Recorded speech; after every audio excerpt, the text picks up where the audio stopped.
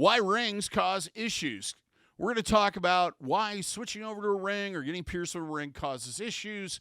Coming up next on New to Piercing, episode number 29. For those who are new to the channel, welcome to the Body Piercing and Tattooing channel. Hope you're enjoying these videos. Hope you find them helpful and useful, but you might not know who I am.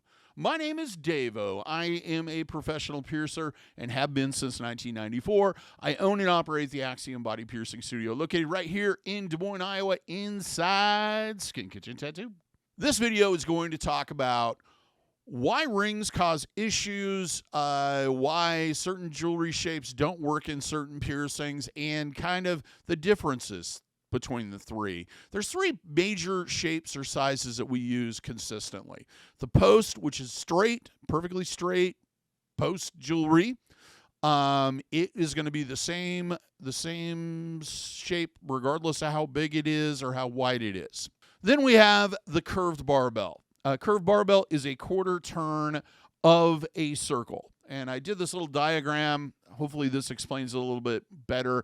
If you took a quarter of a circle, that is what the shape of that is, that banana shape. It isn't a complete circle or half a circle. So that curvature is not as tight as it would be with a ring or perfect circle. One final thing about curved barbells is because it's a quarter turn, when you decrease the width of that jewelry, it will tighten up slightly. Not as much as a ring will, but it will. Lastly is circular jewelry, rings, circular barbells, and etc. These are perfect circles. They are designed to be that way. They don't come in. They do come in other shapes like ovals, D-rings. They used to have the navel ones from Good Art back in the day. For those that have been around as long as I have. But for the most part, they're perfect circles. So the smaller that width is, the tighter that curvature is going to be. Now, I took a photo here to kind of show you the differences visually between the three types of jewelry and how that curvature is different. These are close to the same size. I think the barbell might be 3/8, but the other ones are 5/16. I noticed the difference in how much curvature and how tight that curvature is, especially with the ring. The other thing I wanted to do is demonstrate how drastic the difference is in the curvature the smaller the rings get. If you look at this one, this is from, I think, quarter to 5/16. These are some of the most common nostril jewelry, etc. If you pay attention to that, you will notice the top one, the 1/4 inch one, the smallest one. It is very, very tight. So why are rings a bad idea in most healing piercings?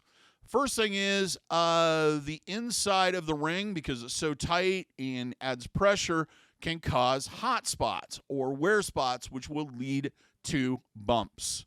It can also cause migration, because instead of the piercing healing at a more flat rate, it'll start healing like this, which means these two holes are going to move closer together or further down or away from the body. The other thing it does is because you have two types of movement that'll happen more often with rings, because the jewelry's, there's nothing stopping it from sliding through the piercing. It will slide back and forth through the piercing, which can cause issues. The other problem is the swing effect, where because the ring has natural momentum and gravity, it will rotate back and forth this way through the piercing, and also can move this way. So you have increased movement, increased trauma to the piercing, increased likelihood of issues. The last one is that it has a higher profile, so it's more likely to get snagged or caught on things, and thus there's an increased likelihood of trauma to the piercing, and those can cause bumps and other issues, along with prolonging your healing. Actually, all these do that.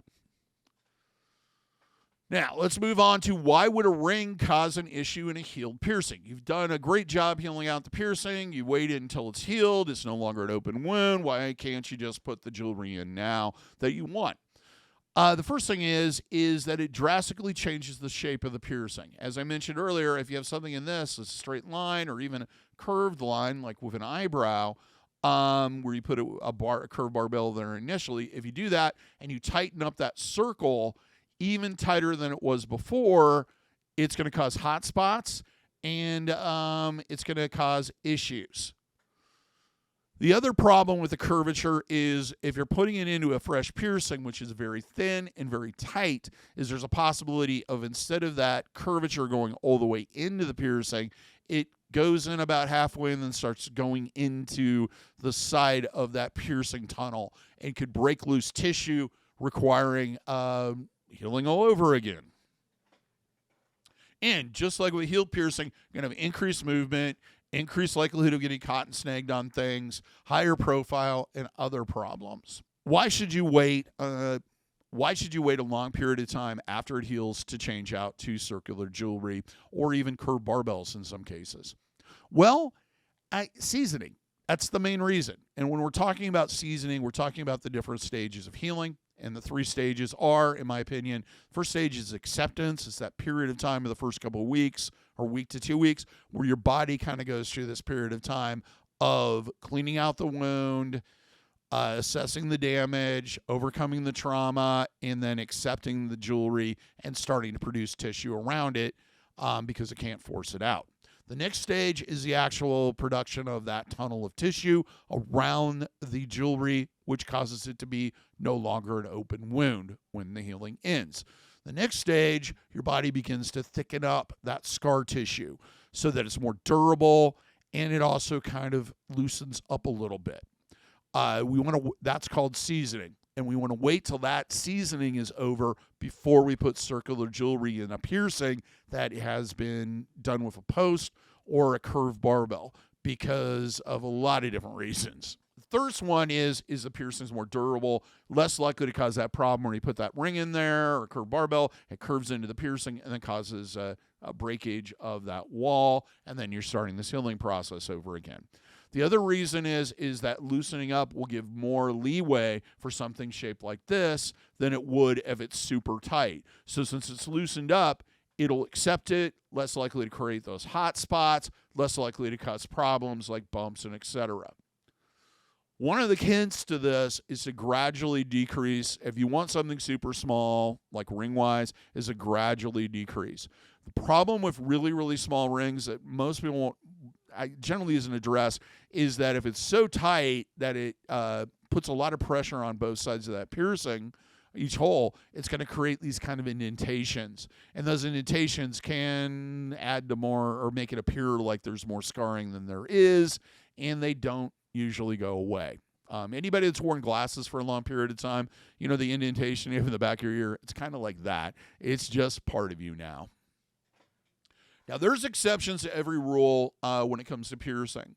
There are basically 4 or 5 different types of piercings that we only do with rings or circular jewelry, and there's a reason for each one of them.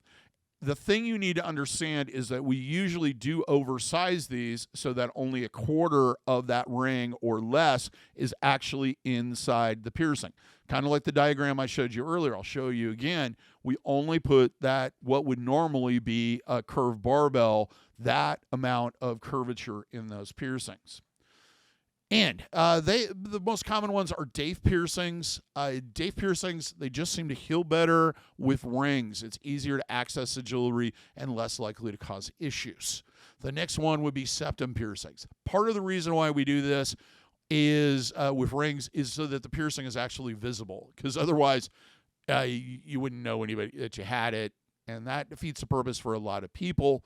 Yes, you could heal out with like just a standard barbell or post and then put something circular into it once it heals, but really most people are not going to go for that. What we do with that, and the other advantage to it is with septums, it's a very thin amount of tissue that we're actually going through, so you don't really have to worry about that biting or those hot spots being created. UFOs and orbital piercings or orbit piercings. Both of those are done with rings because they're multiple piercings connected with a ring. Usually with that, I would suggest using a circular barbell that can be expanded or retracted depending on how the swelling goes and various other things to just make the healing process a lot more enjoyable and less stressful and less traumatic. The last one is genital piercings. Part of this is because of the shape of the area that we're putting it through and aesthetics, and also because genital piercing just heals so rapidly and with little problem that they rarely cause issues. So there are a number of genital piercings we still do with rings. Have you had any experience with rings? Did you have problems when you switched out to a ring or switched from a straight barbell to a curved barbell or what have you? Please leave a comment. On Mondays, if you'd like to ask me a very direct question, we are going to start doing live chats, 8 p.m. Central Time, doing a live stream, I guess would be the best way of putting it. You can find that on our YouTube channel. It's called Talking About Piercing. We're going to continue those for a while, and hopefully it builds. Till next time, here's hoping all your piercings heal with ease and without a single issue.